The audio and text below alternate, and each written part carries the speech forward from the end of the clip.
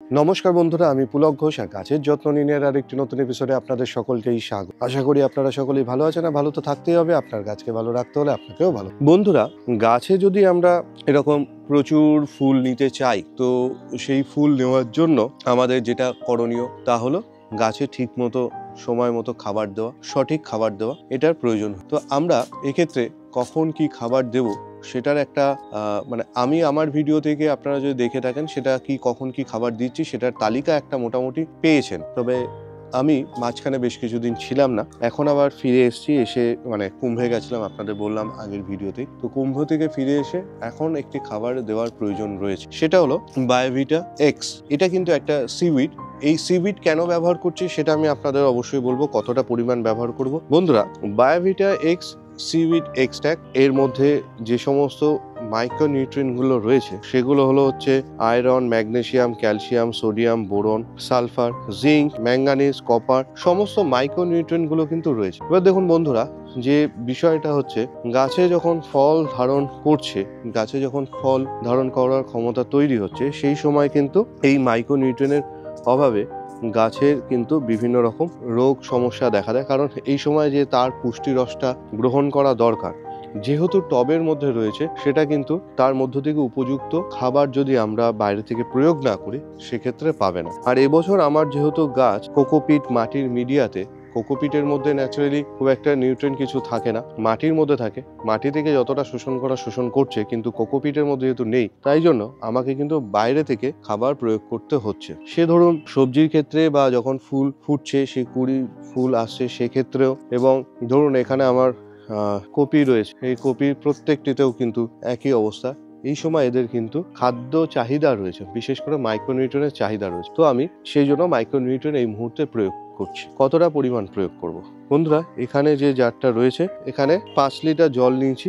তার মধ্যে আমি এখানে 7.5 ml এই লিকুইডটা ব্যবহার করব, বায়োভিটা এক্স। 7.5 মানে হচ্ছে লিটার প্রতি 1.5 ml করে, 1.5 ml ব্যবহার করব আমি এই মুহূর্তে। তো চলুন, আমি প্রথমে এখানে নিয়ে নিচ্ছি এই 5 ml আর একটু বেশি, ব্যাস 7.5 ml নিলাম। এবং এটা কিন্তু আমি ফলিওর স্প্রে করবো, এবং ফলিওর স্প্রে করার ক্ষেত্রে কিভাবে স্প্রেটা করছি সেটা আপনাদের একটু দেখা প্রয়োজন আছে। আমি আপনাদের সেই বিষয়টা বলবো যে যখন স্প্রে করবেন কিভাবে স্প্রে করবেন। আস্তে তুই দাঁড়াও একটুখানি, পাশে আসো।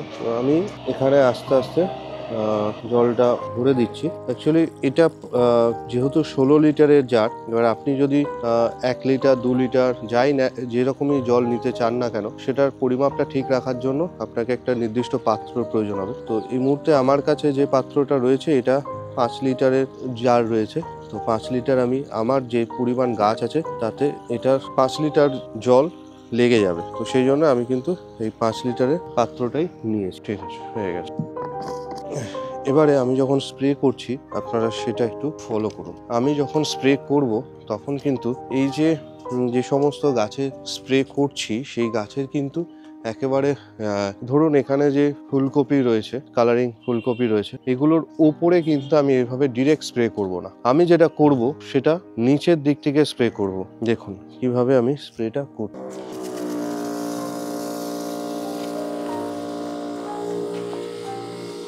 এই দেখুন, ফুল গাছের ক্ষেত্রে আপনি সরাসরি এইভাবে স্প্রে করে দিতে পারেন, কোনো অসুবিধা নেই। কিন্তু আচ্ছা, যে টমেটো গাছের ক্ষেত্রে স্প্রে করা যায়, কিন্তু ফুলকপি গাছের ক্ষেত্রে আমি নিচ থেকেই স্প্রেটা করলাম। আপনারা দেখুন এখানে যে সমস্ত ফুল গাছ আছে, সেটা ফুলের ওপরেও কিন্তু যদি যে কিছু কিছু ফুল গাছ আছে যেগুলো আপনি যদি সরাসরি উপর থেকে স্প্রে করেন, সেই ফুলগুলোর ওপরে জল পড়ার জন্য ফুল গাছগুলো কিন্তু তাড়াতাড়ি একটা নষ্ট হয়ে যাওয়ার সম্ভাবনা থাকবে। তো সেই জন্য আমরা যদি একটু নিচ থেকে পাতায় স্প্রে করে দিই, তাহলে বিষয়টা ঠিকঠাকভাবে দাঁড়াবে এবং ভালো হবে।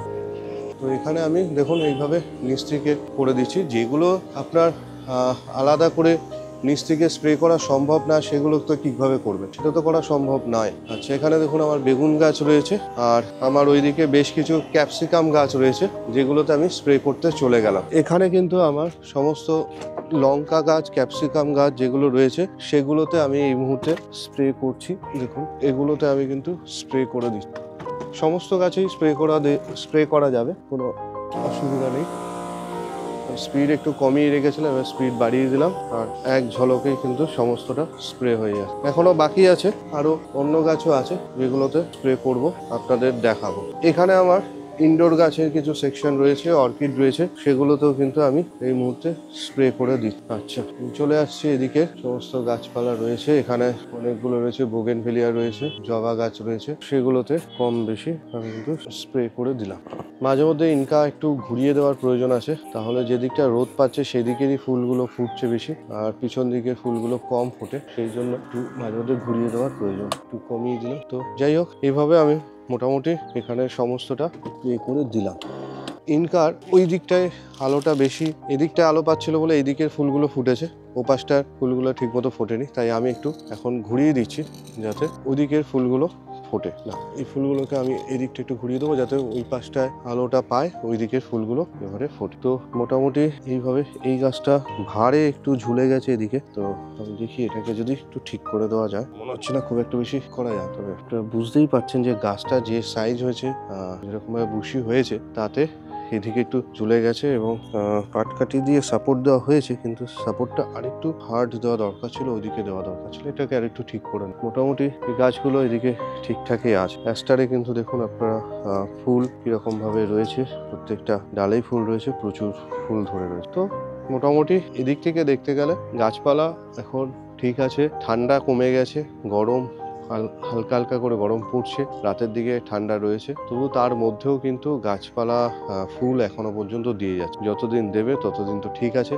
তারপরে আমার পরিকল্পনা মাফিক আবার বাগান একটু চেঞ্জ করব, বাগান অন্যভাবে আবার সাজিয়ে তুলব। শীতে মরশুমি ফুল শেষ হবে, অন্য গাছপালা করতে থাকবে। তো ধন্যবাদ, আপাতত এই ভিডিওটা এখানে শেষ করছি। আবার নতুন এপিসোডে আপনাদের সাথে খুব শিগগিরই দেখা হচ্ছে। নমস্কার।